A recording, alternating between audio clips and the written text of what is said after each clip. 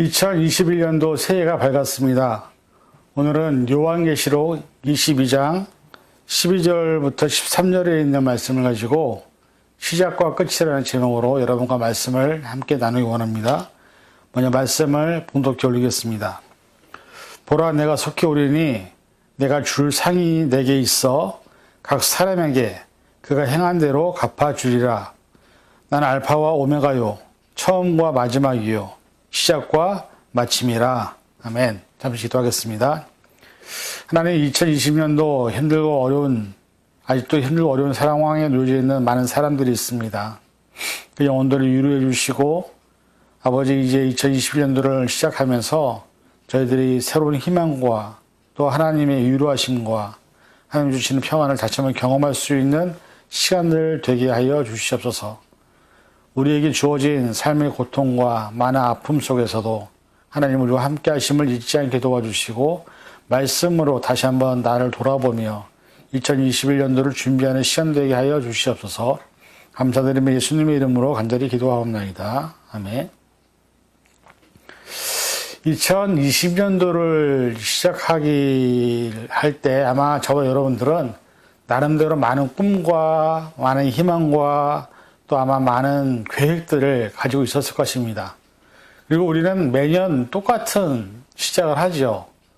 그래서 어쩌면은 많은 것들을 계획하고 준비하고 그것을 이루기 위해서, 그리고 지금보다 좀 더 나은 삶을 살기 위해서 노력하는 것이 우리의 모습입니다. 그런데 3월 달이 지나면서 코로나 바이러스가 생겼고요. 그로 인해서 전 세계가 팬데믹에 처했습니다.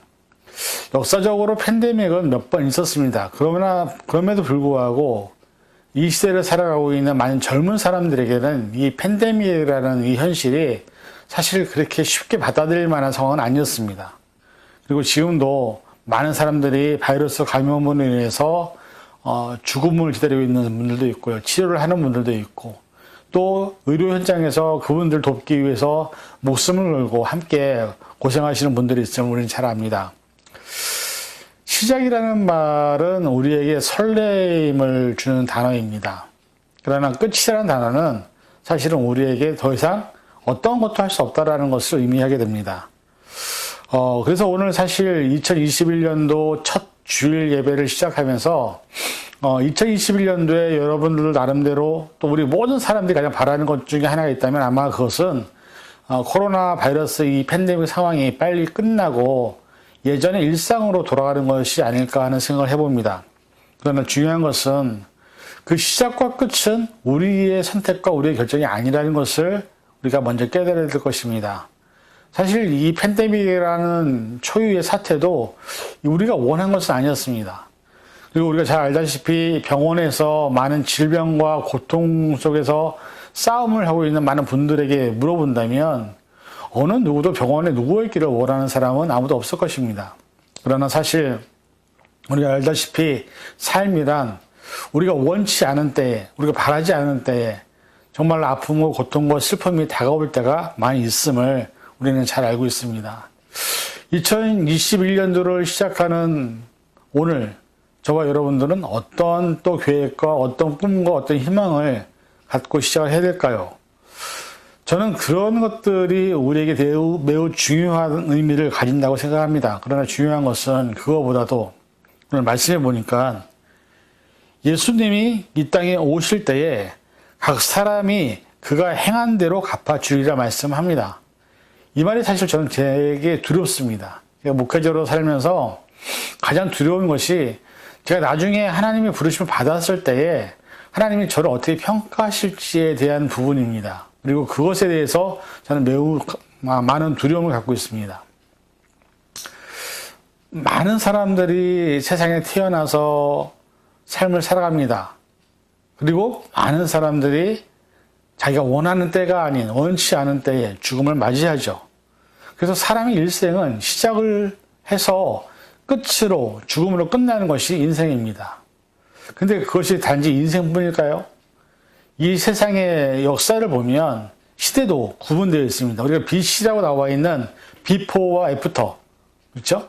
그래서 예수님 전후의 시대를 우리가 나누기도 하는데 결국은 BC와 AD를 나눌 때도 결국은 우리 삶의 시작과 끝의 중간 지점, 그리고 역사도 시작이 있으면 끝이 있습니다. 그러면 과연 우리는 어떤 시작을 해야 될까?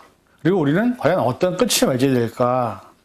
사실 사람이 세상을 살면서 많은 사람들과 부딪히며 살아갑니다. 그리고 그 속에서 상처도 받고, 때로는 아프기도 하고, 때로는 괴롭기도 하고, 사실 그런 괴로움과 어떤 여러 가지 힘든 일을 겪다 못해서 사실 극단적인 선택을 하시는 분들도 있는데, 중요한 것은 모든 사람들에게 다 똑같이 인생은 공평하다는 것입니다. 사람마다 가진 것이 다르고 처한 환경이 다르지만 그럼에도 불구하고 모든 사람들에게는 각자에게 주어진 삶의 고통과 고난의 터널을 지나가야 될 때가 있다는 것입니다. 중요한 것은 그 속에서 우리가 믿음으로 살아가는 사람들은, 그리고 크리스찬으로 살아가는 사람들은, 하나님의 자녀로 살아가는 사람들은 하나님이 우리에게 원하시는 것이 무엇인지를 깨닫는 것이 제일 중요하다고 믿습니다. 오늘 말씀을 보니까 예수님께서 우리에게 하신 말씀이 뭐냐면, 내가 처음과 마지막이다. 처음 시작이고 내가 끝이다. 결국 우리의 삶의 인생의 처음을 시작하게 하신 분도 하나님이시지만 우리의 삶의 마지막을 거두어가시는 분도 하나님이심을 우리는 고백할 수밖에 없습니다. 장례식장에서 이제 같이 예배를 드리며 고인의 죽음을 애도할 때 가장 많은 사람들이 생각하는 것 중에 하나가 아마 이거일 것일 겁니다. 내가 죽을 때 과연 나를 위해서 울어줄 사람이, 나의 죽음을 애도할 사람이 과연 몇 명이나 될까?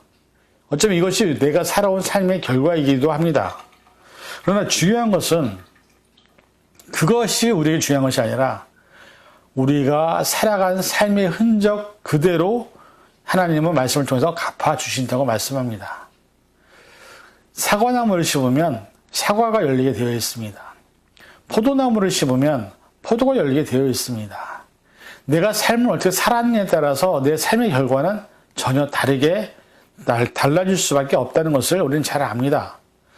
중요한 것은 우리가 삶을 살아갈 때 가장 중요하게 생각하는 것은 우리의 마지막을 준비하는 삶입니다. 하나님 앞에 섰을 때에 내가 정말로 착하고 추선된 종이라는 그런 칭찬을 듣느냐, 아니면 악하고 게으른 종이라는 그런 악한 어떻게 보면 하나님한테 책망을 듣느냐는 것이 우리의 삶의 가장 중요한 문제라는 것입니다. 그런데 많은 사람들이 그런 것들은 별로 중요하지 않고 지금 당장 내게 주어진, 내가 해결해야 될 문제, 내게 주어진 삶의 어떤 상황들, 환경들을 제일 걱정하고 제일 많이 염려를 하고 있습니다. 오늘날 우리가 세상을 살아가면서 원치 않은, 뜻하지 않은 많은 바이러스에 감염되시는 분들을 보면서 나도 어쩌면 그럴 때가 있다는 것을 우리는 생각을 해야 됩니다. 우리의 삶은 우리의 것이 아닙니다. 시작과 끝을 하나님이 시작하셨기 때문에, 또 하나님의 손에 있기 때문에 우리의 생명이 바로 하나님께 있음을 우리는 고백해야 될 줄 믿습니다. 우리 예수님의 비유 중에 그런 비유가 있죠. 많은 부자가 곡식을 많이 걷어들이고 자기가 현재 갖고 있는 창고도 모자라서 더 많은 창고를 지어서 곡식을 가득 채웠습니다. 그리고 본인 스스로에게 했던 말이 있습니다. 야, 이걸 언제 다 쓰지? 이 많은 것을 어떻게 다 언제까지 쓸 수 있을까라는 그런 행복에 취해 있을 때 하나님은 그에게 말씀하십니다. 오늘 내가 너의 생명을 취하면 이 모든 것이 누구의 것이 되겠느냐 하십니다. 사실 우리는 눈에 보이는 것을 위해 살아갑니다. 그리고 눈에 보이지 않는 우리의 생명을 주관하시는 하나님에게는 별로 생각을 하지 않고 살아가는 것이 우리의 현실입니다. 그러나 말씀에 있어처럼 우리를 만드신 분이 하나님이시고, 우리를 지금까지 인도하신 분이 하나님이시고, 우리의 생명의 주인이 하나님이라는 것을 믿는다면 우리는 사실 언제든지 하나님이 부르시면 가야 한다는 사실입니다. 그건 나이나 태어난 순서가 문제가 아니라 하나님의 때에 하나님의 부르심을 받으면 우리의 생명은 바로 하나님께 가게 되어 있다는 것을 고백할 수밖에 없다는 것입니다.